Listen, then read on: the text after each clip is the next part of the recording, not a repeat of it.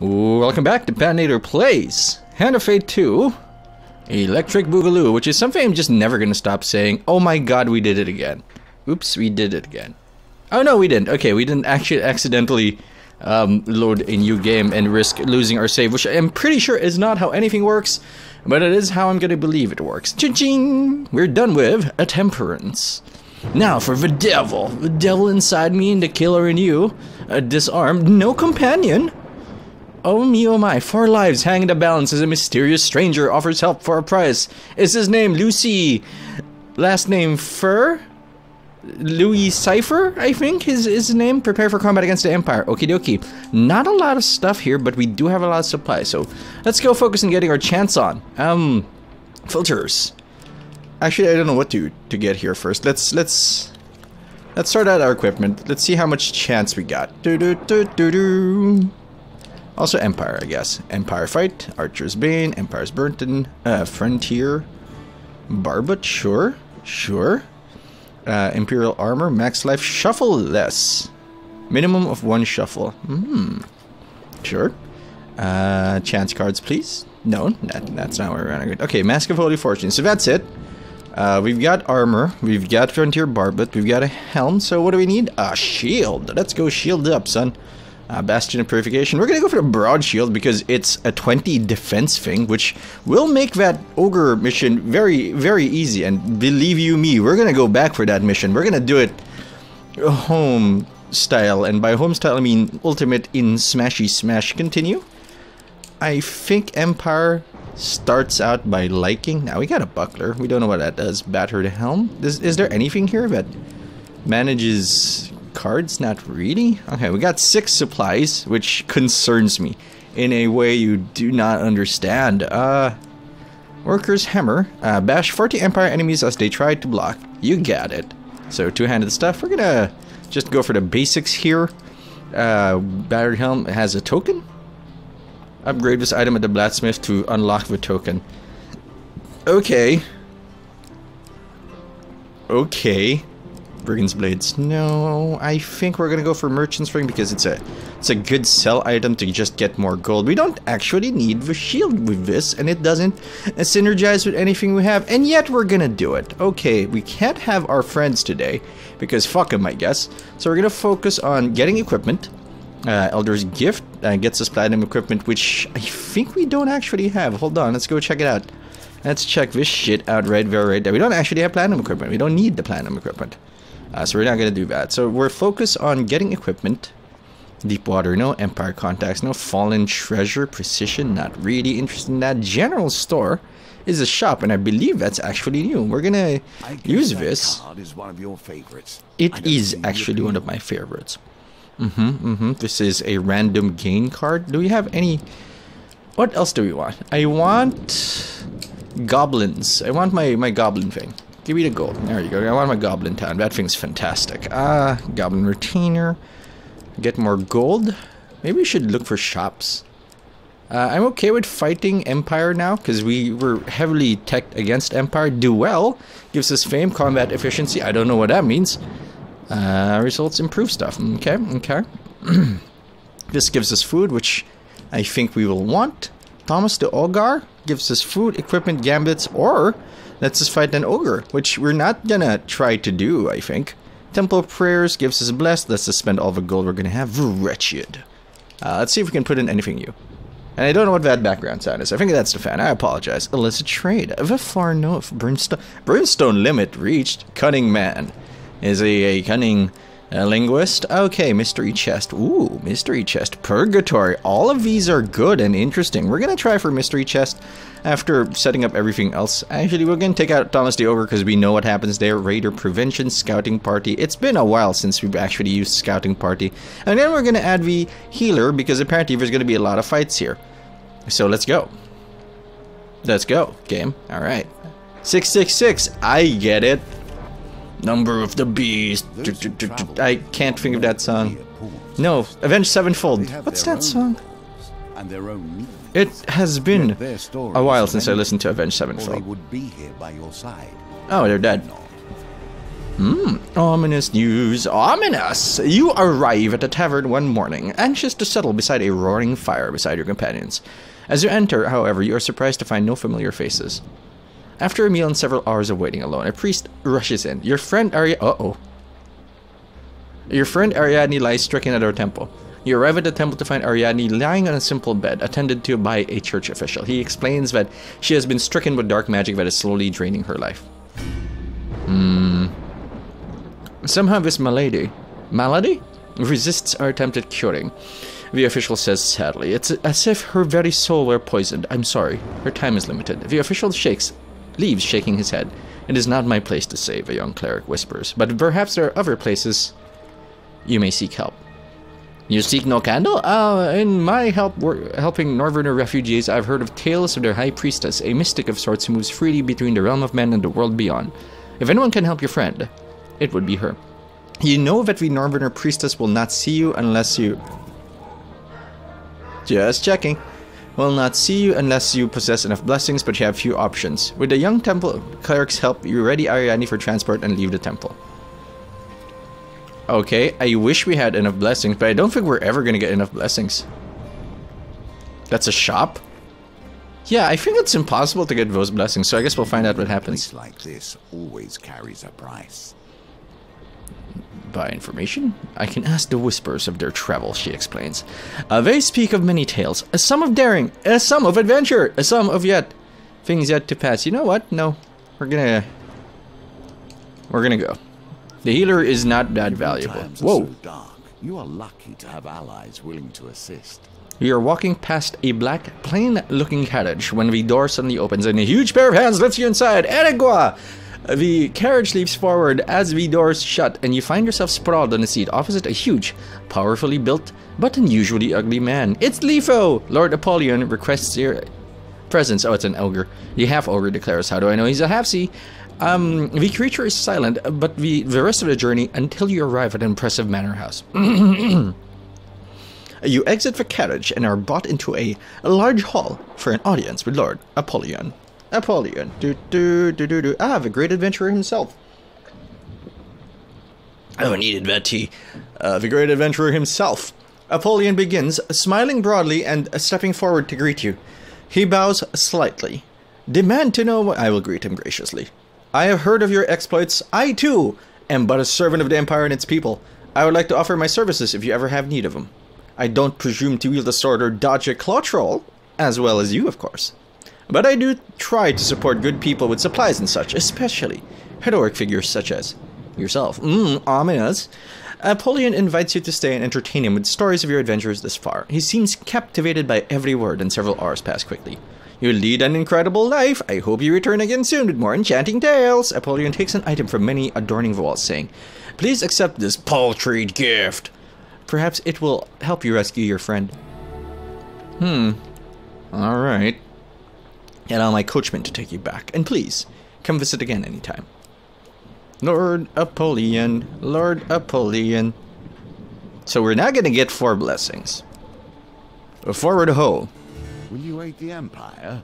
Leave them lost, I say. You happen upon an Empire scouting party as you cross a grassy hillock. The soldiers seem keen to trade information about the surrounding countryside, but you soon realize we have little knowledge to share. That was 2 useless things. You must ponder the ties that begin to bind. I get it. The trap is slowly laid for you. Thank you. You cross the northern border and prepare yourself for the long journey up Mount Freydis. You're surprised, however, to find a band of northern warriors waiting for you. The High Priestess is expecting you, the leader of the band declares. Wait, he stops, says, because he's talking. He's stopping to peer at you intently. Here, Shadowness, Queen of Frost, cannot abide by the presence of the unpure. You cannot enter the ritual house without sufficient sacred blessings. I require 4 more blessings. Devils wait Whoa. in the darkness, but which devil will you focus on? Better the devil I know or the devil I can kill. As you pass near a darkened alleyway, one evening a blackened and misshapen hand grasps you, pulling you close to the darkness. If I were to wager a guess, this is the good person and Lord Apollyon is the bad person, because the devil will not approach you looking like the devil. They will approach you looking fantastic, someone whose dick you could suck and maybe not, you know, and maybe question your sexuality a little bit if you're a man. You stand at the precipice of ruin. The Dark Lord has taken an interest in your destiny and is even now engineering your downfall. The hunched creature pulls you with surprising strength further into the shadows. But I can help. Now the question is, why don't angels show up like all nice and shit? Why do they have to start everything with be not afraid? But I can help. There is magic that can help you beat him at his own game. We can craft it, you and I. Doing so may test your spirit, but that's better than eternal darkness. Hey. He looks up at you, his yellow eyes glowing faintly. Do not fall to despair. We will meet again soon. So he says, like, I can help, but I'm off to my other adventures. Why don't you help me? No. Going on. You have to wonder why anyone would help you. Thank you. At least my motives are clear. That's actually not. You return to the fine mansion of Lord Apollyon and are granted an immediate audience. How goes your quest to save Ariadne? Lord Apollyon asks. Explain that I lack the blessings required to visit the High Priestess. Perhaps I could be of some assistance? I must confess that I have a weakness for games of chance. Apollyon leads you to a table in another room. A set of cards is already upon it. If you win, I will provide the blessings you require. Apollyon nods at yes. Yes, I have the means. You'd be surprised what magical trinkets end up in my possession as part of my work. If I win, then you must pose with me for my next portrait. It shall be titled A Champions of the Empire. Perhaps I shall have a statue of us made as well. He gestures for me to sit. I'll even stack the deck in your favor. After all, I enjoy the excitement of the game and care little for actually winning. I will accept. I'm sure you do well. You do well. You do well. Apollyon smiles. Okay, let's just keep an eye on the one on the right. It's probably not this one. Well done, Apollyon claps in appreciation. I think you played this game before. He gestures to a darkly robed man who you failed to notice standing in a shadowed corner. The man comes to stand before you, his deep voice slowly intoning words in a foreign tongue. My associate is a follower of an ancient religion that you may not be familiar with, but rest assured that his devotion is second to none. Okay, I've been watching Megamind, so that's gonna happen a lot. As you sit through the lengthy ritual, you feel yourself drifting in and out of consciousness. Whether from the droning voice or the potent incense being burned, you cannot say. Guardian Angel. Bonus reroll. Slower spin. This is all like challenge stuff. Score bonus. Add +1 to each of your dice during the dice gambit. So essentially +3, unless I have like 5 dice. You're suddenly awake. Apollyon watching you with mild amusement from across the table. I expect you'll want to begin your journey to the High Priestess immediately. I sincerely hope your friend makes a full recovery. Okay, no deal has been made. We gambled for it, so I don't know. You cross the northern border and prepare yourself for the long journey up Mount Freitas. You meet again with a band of northern warriors who wait to escort you up the mountain. With their guidance and protection, you quickly find yourself once more in the ritual house of Esmeranthia. I don't think that was her name before. I know why you have come, the giantess begins. Moving to inspect Ariadne, she quickly sneers, saying, It is no wonder your holy people cannot heal her. This is no minor curse, no spell from a magician. A beast of the underworld has tainted your friend's spirit, and without my help, she will die. Esmeranthia pauses to consider you, her gaze boring into your soul. I think your fate will be to one day destroy the one who brings ruin to my people. Until then, the enemy of my enemy is my friend, yes? So I'm always your friend? Because I'm always gonna destroy the dude? Oh, okay, so I guess when I save her people, then I'll be just nobody. The Queen of Frost sends you to another room as she prepares a ritual. Many hours later, you are summoned again. You find the Queen standing over Ariadne, who, apart from being famished, appears fully recovered. Leave when you are ready, Esmeralda declares. Turning to leave. Okay, I guess we're both leaving, but heed my warning, hero. A shadow hangs over your soul. Stray but a little, and you will fall to the ruin of us all. Oh, I guess... Is she wall-eyed? Ariadne's thing looks like she's wall-eyed. Malaclips told me he was going to the village of Rumstock to investigate a rumor of a magical artifact, Ariadne explains, as you leave the ritual house. I was to meet him there some days ago. Ba-da-ba-da-boom. I cannot understand how you come to be here now. Neither can I. Given the challenges that have stood before you. I guess we're recapping my life. As you journey towards Rumstock, you are disquieted by an increasing number of rumors concerning the village. It seems that every traveler coming from that direction has heard of a terribly ritualistic murders being performed in the woods nearby. The rumors also suggest that the mage responsible has been captured. Disguised himself as a bard, one fellow declares. I saw him with my own eyes, and he has the look of a killer. If I didn't need to win, I would let him die. I hate Malaclips. I am no coin slut. Don't worry, continues the man. There'll be justice served for those poor souls when that necromancer burns at the stake. Village of Rumstock. Well, we don't have to go to Rumstock immediately, but we are seeing stores. I'm gonna go straight for the store, just to get our gold on. Grey Traveler. You are camped on the side of the road one moonless night, when a familiar pair of yellow eyes suddenly appears beyond the light of the campfire. Kitty! Oh, no, it's this dude. You have glimpsed your doom, I take it. The curse is in the cards, you know. He limps from the shadows to sit next to you, although somehow the fire fails to illuminate his form at all. The spell that will be your salvation requires several unique ingredients, the cloaked figure explains. The first task will be to harvest the horn of a diabolic creature. I know of one that will be easy to overcome, he says, producing a silver whistle from his cloak. Strike quickly, though, he pauses to add, or it may escape, and you will spend countless lifetimes regretting it. The whistle releases a sharp note, and a fiery portal appears between the two of you. A short-horned creature steps out as the portal closes again. Hey, Theophilus, you called? Vidal asks, looking up at him. The child-sized creature seems oblivious to your presence for the moment. Strike...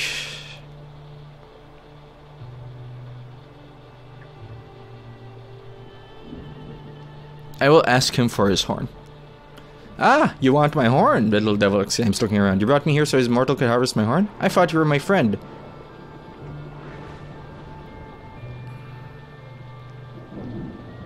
This is temptation. We may fail here, but the obvious answer is to strike the little devil, so I will talk to the little devil. The devil disappears in a puff of smoke and ash. The Theophilus shakes his head with a sigh. You have cost me, mortal, but any punishment I inflict would be nothing compared to your fate now. He clicks his fingers and suddenly wake up alone by the side of the road. See, because it's not our goal. It's not our list of goals right now, so maybe this will be okay. I'm gonna sell this thing. Really, it's just here to be sold. Merchant's ring, bye-bye. 24 gold. We're not going to sell our buckler. We might sell our buckler, depending on what we see here. Broad shield, imperial armor. It's not enough, even though I really, really want the imperial armor. Is there any way we can reach our imperial armor need? 12 puts us 36. It's fantastic against... How much was it? 38? 32. Sure, you know what? I want that armor. Back. Buy equipment. Buy the imperial armor. I don't have the fame for it, but we're gonna get the fame for it, I'm sure. Alright, let's get out of here. We have 4 food left, but we're not gonna go places. Lord Apollyon, you return to the fine mansion of Lord Apollyon and are granted an immediate audience. You say that another of your friends is in peril? Lord Apollyon remarks. How fascinating. You relate some detail as to Malclipse's situation. They're both devils. That's the fucking trick. You accept one, you fuck them all up. We live in dangerous times indeed, Apollyon says, shaking his head. Do you have a plan to save Malclipse? No. Yes. Lord Apollyon asks... You explain that you have not yet visited the village of Rumstock to assess the situation. No, I will decline transportation there. We'll go there last. Mystery chest. Running low. Make your choices carefully. Step up and marvel at the chest of many wonders, shouts a man draped in a colorful cloak. You there, warrior. Pay to play, there's plenty to game. I'll ask him about the rules. I'm glad you asked. It's very simple, you see. You guess what's in the chest. If you're correct, you keep the contents and guess again. And if you're wrong, it's game over. I'm gonna say food, because I want to get food. Yeah! I gain 2 fame. Something lies at the bottom of the chest to grab hold of it and extract what appears to be food. I will say... gold. That's life. Oh well. Game over. Better luck next time. Okay, at least we got the food. So the news and we question the very stakes. Wait. We can go back there and ride with him? Take a different path. You leave the troubled village behind, intending on finding some way to rescue your companion. So what happens if I take him up on his offer?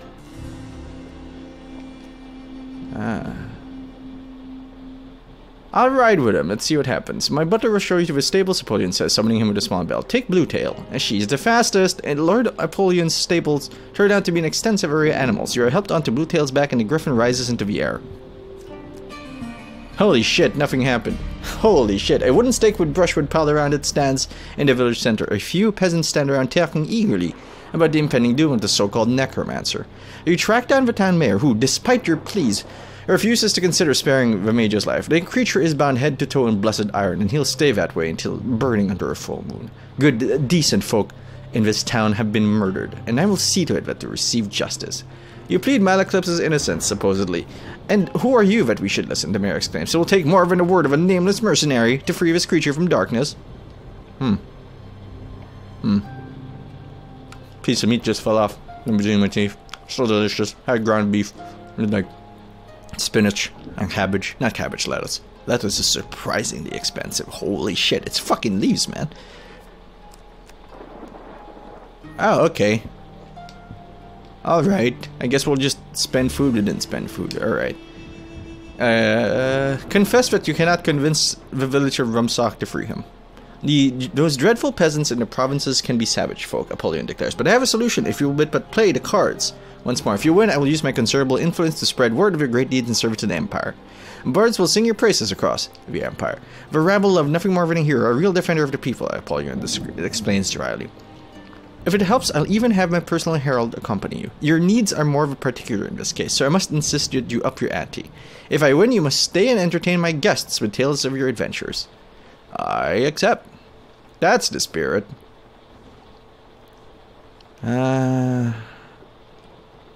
Yes. Okay. I'm pretty sure this is it. Redraw. Here? Holy shit. It's kind of you to volunteer for my little dinner event this evening and follow you in comments, but I think we should play again if only for Malaclipse's sake. I think this one? Continue. Why are you letting me win, son? Another win, Apollyon exclaims. You're adept at both combat and the finer arts. I shall make plans with my associates tonight to support your cause, Apollyon declares. By the time you reach Rumstock, your name will be legend. At least we can equip the Imperial armor now. You gain 34 renown. After staying through the end of a long, tedious dinner party with some of the wealthier citizens of the capital, Apollyon thanks you for your time and wishes you luck on your journey. I might be playing myself here. And I feel like I am. Approach the village. As you approach, a woman tending her garden spots you. She sends her child to fetch the mayor, and minutes later, a throng of other villagers approach, led by a balding man. Look, someone calls out. The hero of the Empire is in our village. You're here for the demon, of course, the mayor says as he approaches. You must have heard that we captured it ourselves. The peasants all cheer. Don't worry, the mayor continues. We intend to burn it during the full moon. You ask the mayor to take you to Malaclipse, who you find sitting in a small cell, bound in silver chains, set with glowing runes. With some effort, you manage to convince the mayor to release him into your custody, for proper disposal.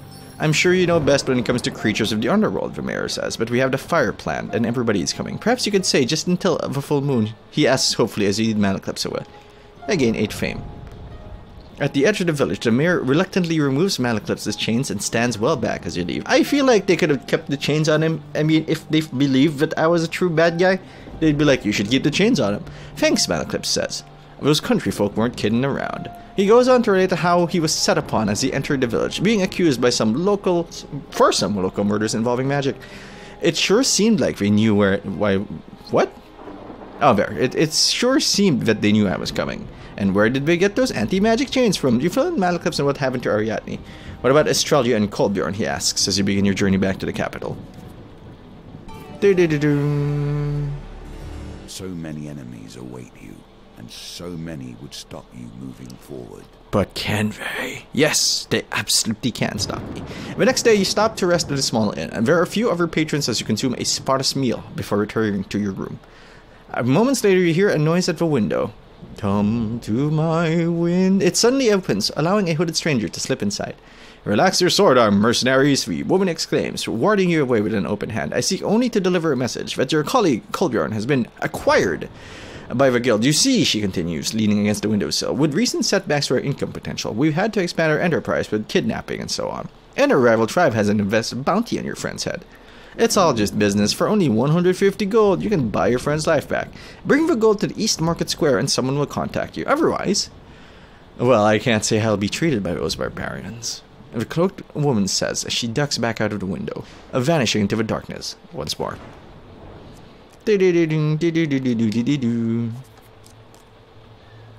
Oh, we're not gonna get mana clips. Oh no, Pauper Plague? I believe we've done this before. We're gonna refuse to kill the paupers, who will turn into demons and shit. And we're gonna focus entirely on murdering these sons of bitches. We don't have Ariadne with us, which is, I guess, unfortunate. We don't have our throwing bombs with us, which is, I guess, unfortunate. But we do have the Imperial Armor. I think it has effects on Bash. I didn't pay attention. Show me Imperial Armor. Guess not.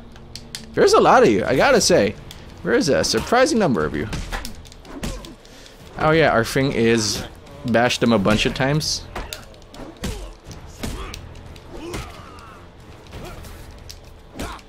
Just keep him off balance. One at a time. Block that guy, because he was obviously going for a swing. Block that guy, because he was obviously going for a swing. And then we're just gonna slowly... Okay, that was... That attack is deceptive. It looked like he wasn't gonna attack yet, and then he swung. It's so slow. If it were faster, I feel like it'd actually be easier to deal with. But that's not the case, is it? Let's unlock our powers. 52.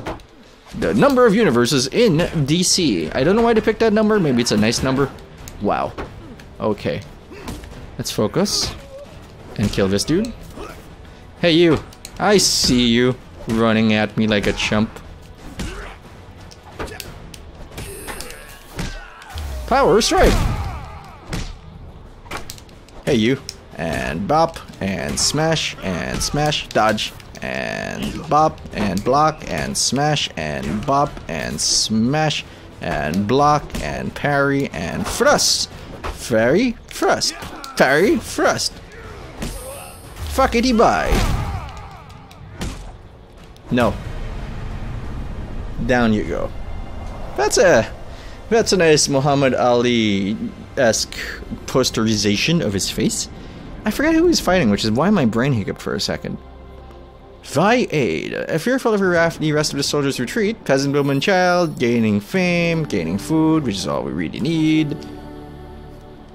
Let's go get a gold.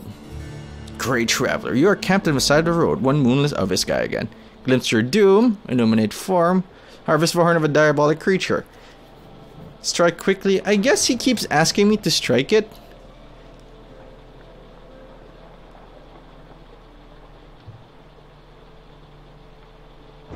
I feel like I'm not clevering myself.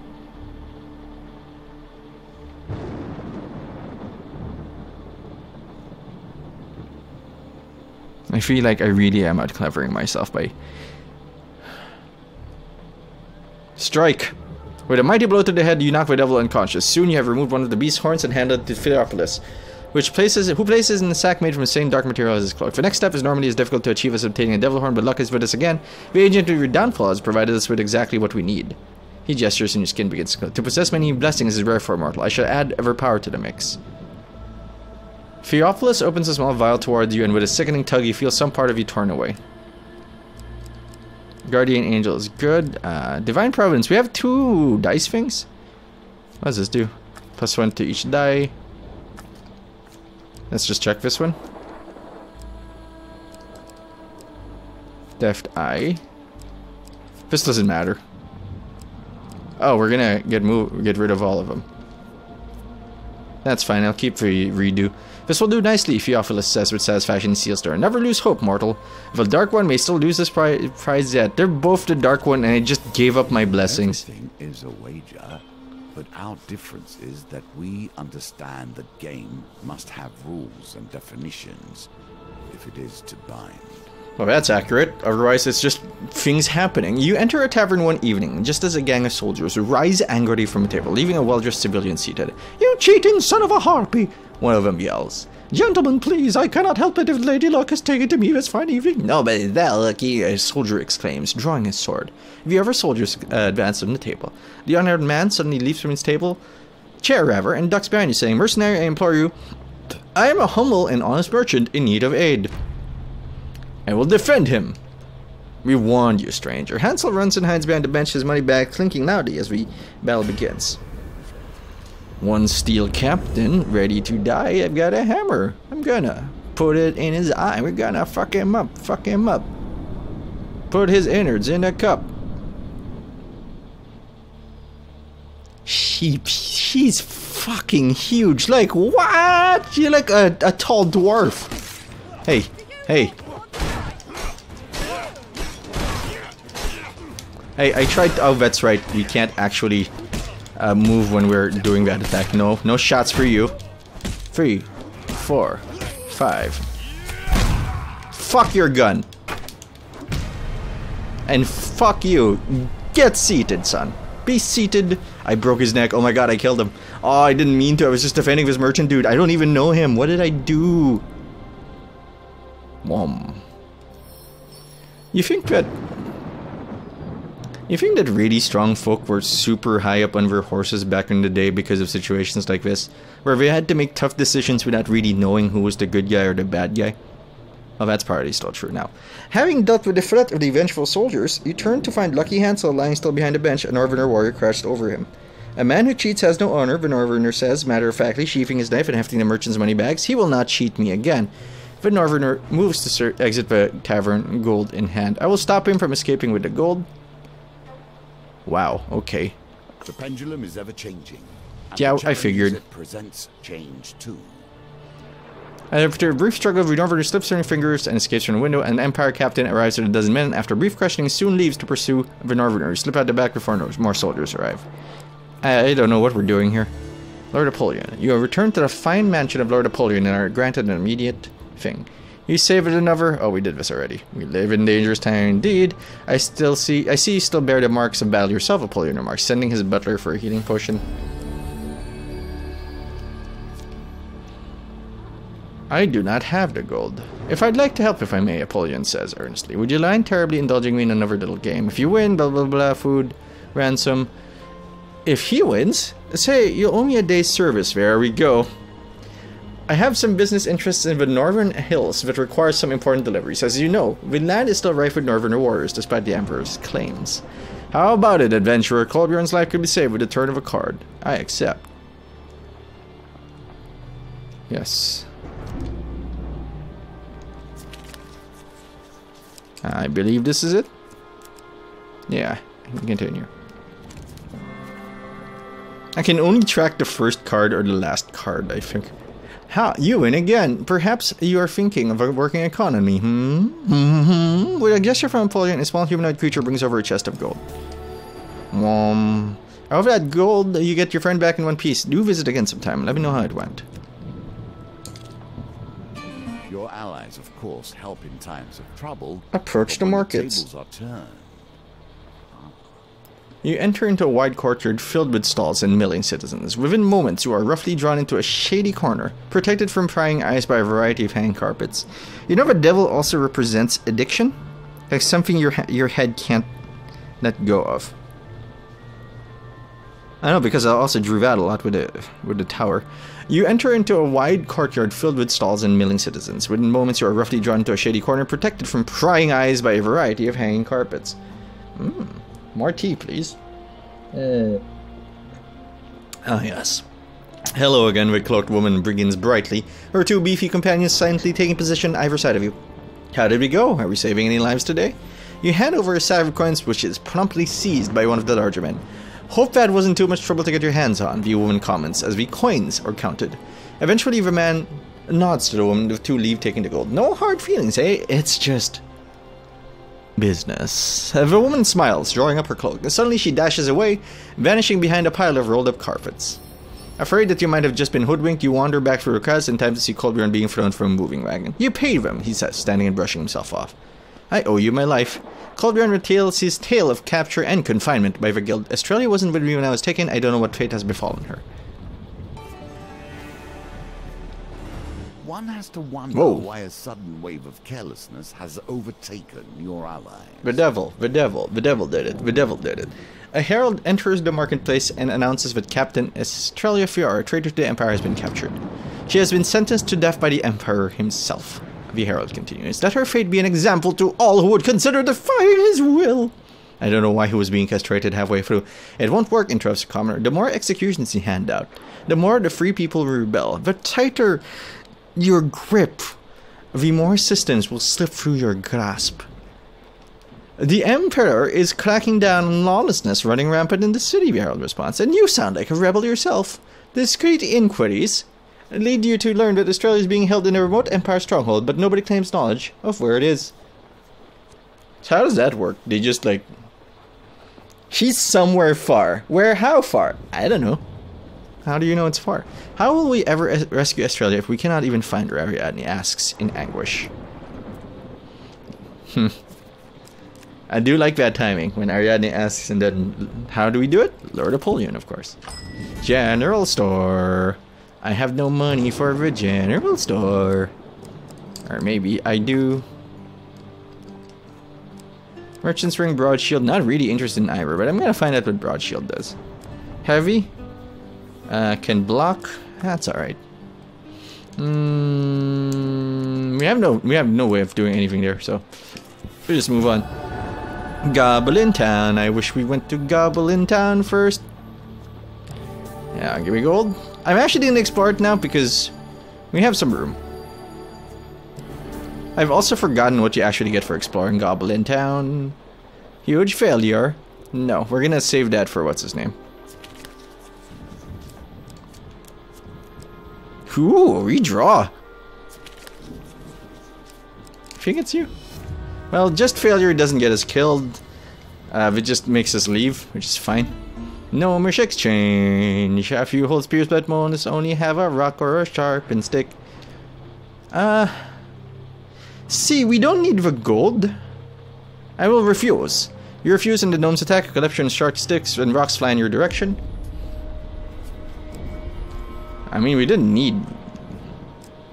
I didn't need the food. I wanted... Damn it. Great Traveler. Greetings, mortal, Theophilus utters as you stop. The next element for your magical salvation is approaching.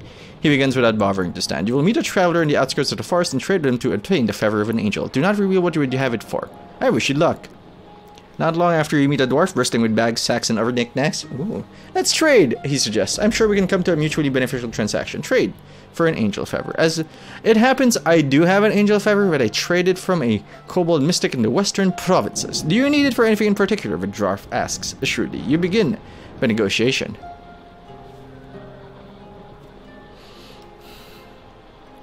I will spend Ariadne here. I believe this is it. Redraw. Come on. Yeah. You managed to convince the dwarf that the feather is probably a fake, worth a little more than a few beads and the torn half of a map you find in their backpack. The dwarf is barely out of sight when Theophilus is suddenly beside you saying, that dwarf has never had such a valuable prize in his possession and perhaps never will again. But it is now time for the spell to be completed. Theophilus takes the feather and adds it to the spell concoction. The vial gives a silent bright flash, then returns to normal. At last, Theophilus cries in excitement. After all these years I've been free. I fucking knew it. You lunge forward, reaching for the vial, but Theophilus is already opening it. This is really slow, though. Nicely timed. I don't know about nicely timed. No, Theophilus cries as you wrestle the vial from his grasp. Please, mortal, you don't understand. This is my only chance for freedom. Explain yourself. I was like you once, full of purpose and an inflated sense of destiny, Theophilus says bitterly. I dared to stake my soul in a card game. Anyway, I have been enslaved since before the Empire formed, before even the Dragon Slayers waged their war. I have seen and done things that would drive you to madness. Madness, I say, without that vial. I shall suffer countless lifetimes more. Here you go. You give it to me willingly? I do not know your every deed and exploit, hero, but I do know this is the greatest mercy you will ever perform. Theophilus drinks the contents of the vial. I now have one last game to play, but I may win my freedom, he says as he fades away. I guess. I don't know what just happened, but that was cool. We live in dangerous times indeed. I see you still bear my marks of battle, and then we're gonna get healed for no readily apparent reason. I'm gonna ask for help rescuing Australia. It is no trivial thing you wish to gamble for this day, Apollyon says, looking concerned. Even I cannot sway the Emperor's decision in your friend, and helping you intervene would be tantamount to treason. Perhaps if you win, I could give you the beads to rescue your friend, Apollyon concedes. But if I were to make a gamble, you must risk something equally significant. Apollyon leans forward, fixing you with his gaze. If I win, you must serve me until I release you, or until I die, of course. Apollyon smiles softly at this suggestion. Well, champion, are you willing to gamble? One life for another? Napoleon slides circuitly and deals the cards. How is this okay? Redraw. Let's see if that's, you know. Did anybody else kind of see that coming? And now you are mine, Napoleon says, standing. He gestures for you to rise and you feel unnaturally compelled to do so. Follow me, hero, and we shall see what mischief we can put your talents to now. Napoleon leads you through a door etched in strange symbols and down a long, long set of stairs into darkness. Your old life and the fate of the Empire is left behind forever. Now that's interesting. The impossible seems out of your grasp, at least for now.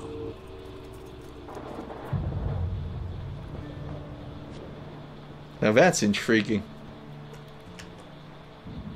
That.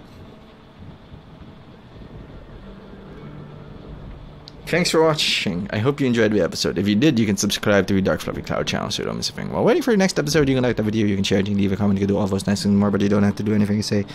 Not the boss of you. Who I am is Patinator. And I actually really enjoyed that one.